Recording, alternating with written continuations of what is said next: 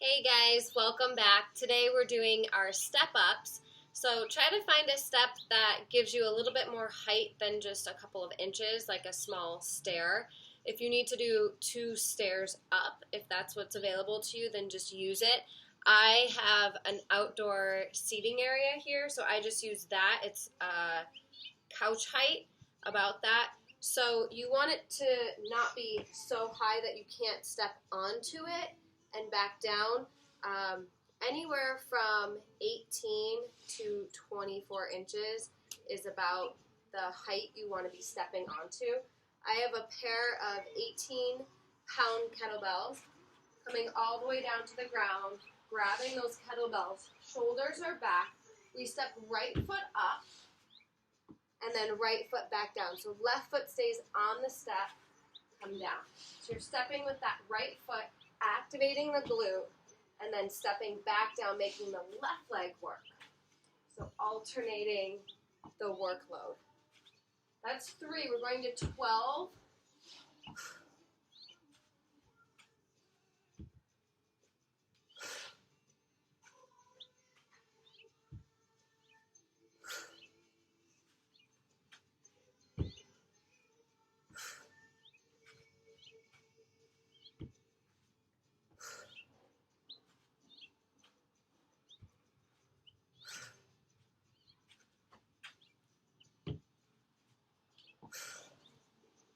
Two to go.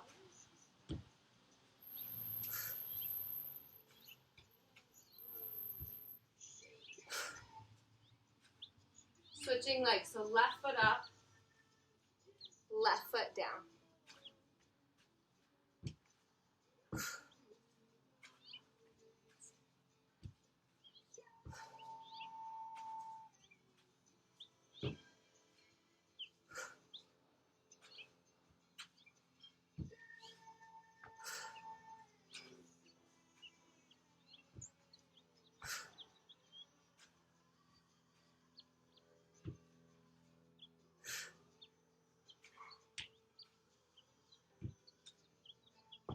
This is number 8. 4 more.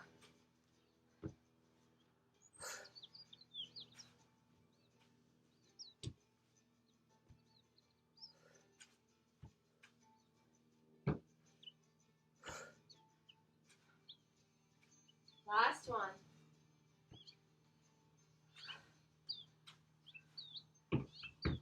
Second exercise today is going to be our squat, and there's 2 ways you can do this. You can still use that same whatever you stepped onto, whether it's a couch or a stair. You can use that to help support your squat if you need that assistance. So if it's hard for you to get your hips down to the ground to that depth, then use something to assist you, whether it's a couple blocks from yoga, whatever you have at home. Maybe it's sitting to here and then pressing to stand and making the muscles do the work, but also getting a little bit of mobility into those hips. So if you keep challenging yourself half inches at a time in depth, it's a little bit of an investment to buy all those props, but it really does lend itself to more flexibility and increased hip mobility throughout the years. So grab a weight that you can squat appropriately with. Going pretty heavy here today. 44-pound kettlebell. And I'm not going to hike it up to my chest because that would fatigue my arms a little too much.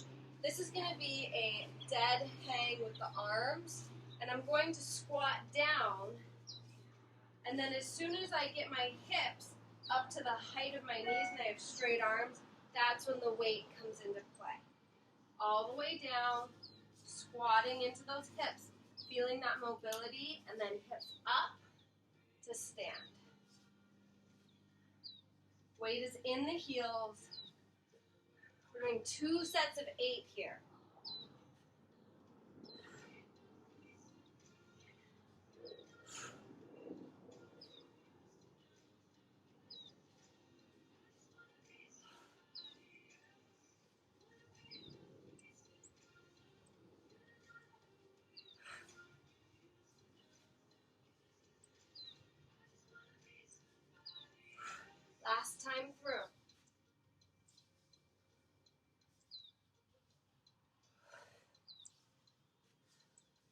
Short break, you can shake it out.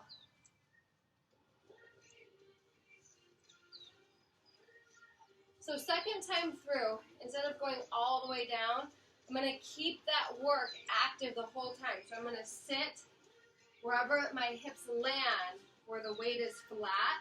That's where I'm going to start and stop that squat. Okay. So you can think of the first one as a warm-up. This is your main set of squat. Here we go, 8 of them.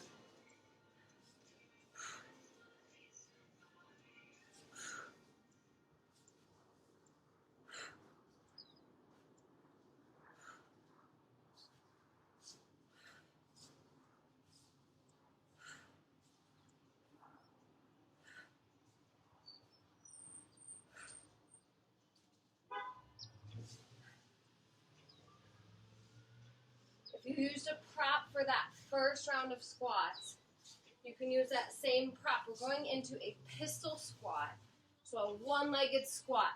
And you can use, I could use the bench to start it, where I'm sitting back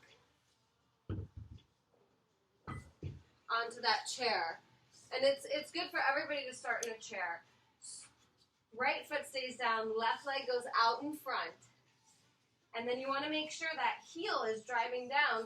All the weight's in the right leg. You're leaning forward, trying to stand up.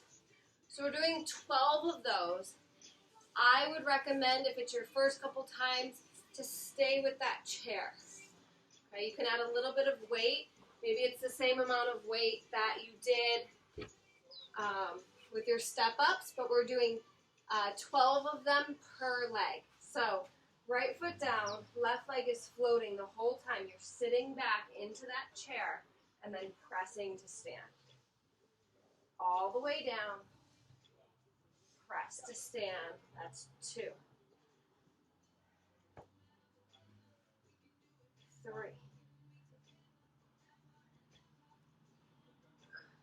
4. 5.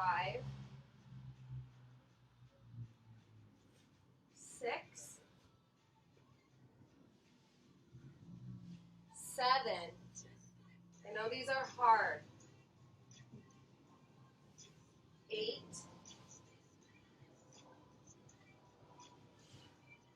9. 10. 11. Last one.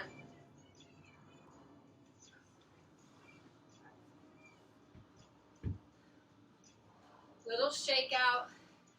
You're going to do the next set. If you're doing full pistol, you can do it without a weight, or drop the number down to like 5 if you're doing it with a weight. You should be breathless, just like I am right now. Sometimes that's with no weight. Sometimes that means adding some weight in. So just be honest with that and where you are today. Switching legs. Right foot floats, working that left leg.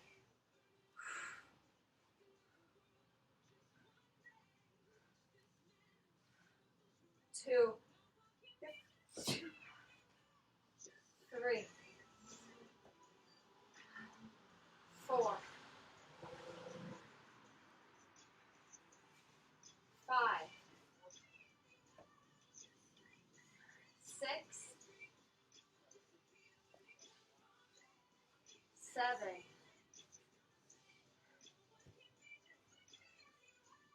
8, 9,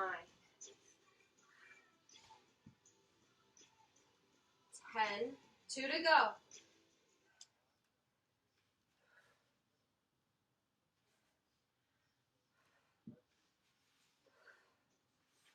Set weight down. So, fourth exercise is your kettle swing into right arm single arm swing, left arm single arm swing. So the kettle swing is almost secondary to the single arm swing. I'm not going to grab my typical kettle swing weight. I'm going to downgrade that for the single arm. So I'm not overextending, getting any pain through the elbow or the shoulder. Here we go.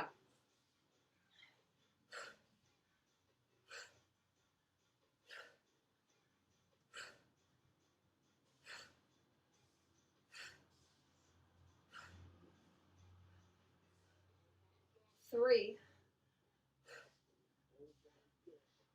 4, 5,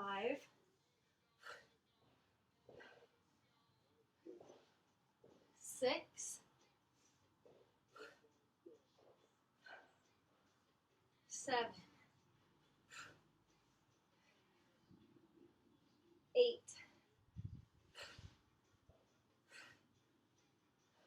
9,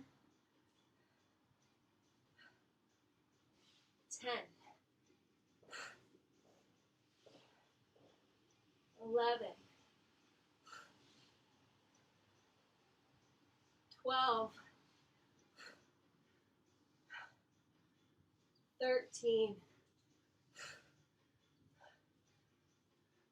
14, 15, 16, 17, 18, 19, 20.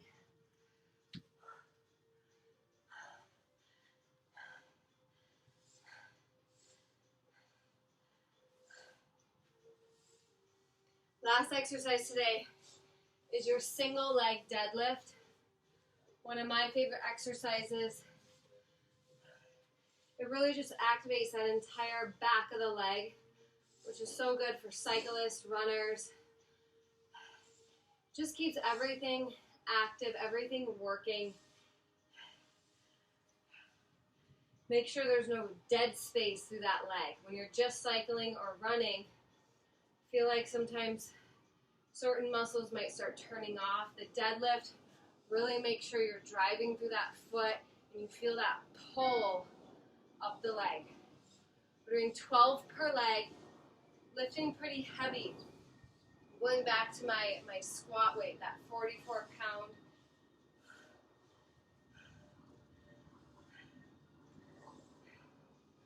One leg down, slightly bent, so that you can get that flat back as you lower and lift up.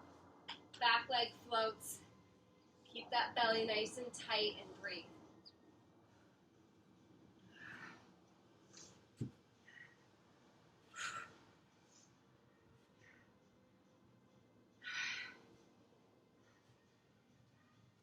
This is 4,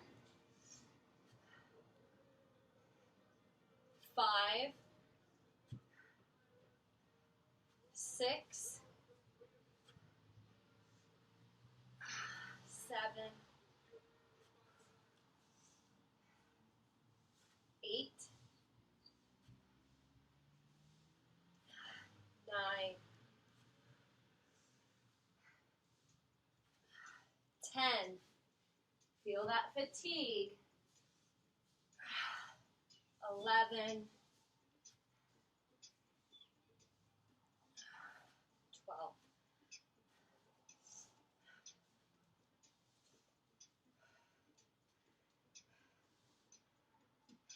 Switching legs.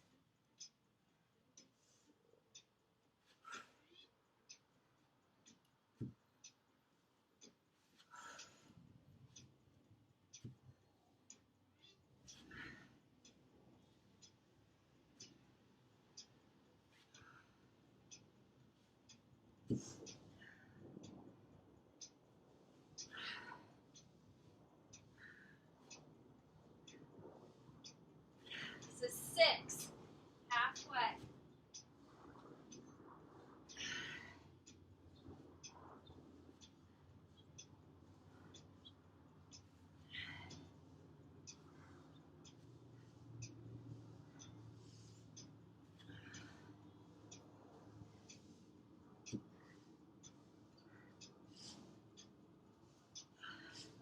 too.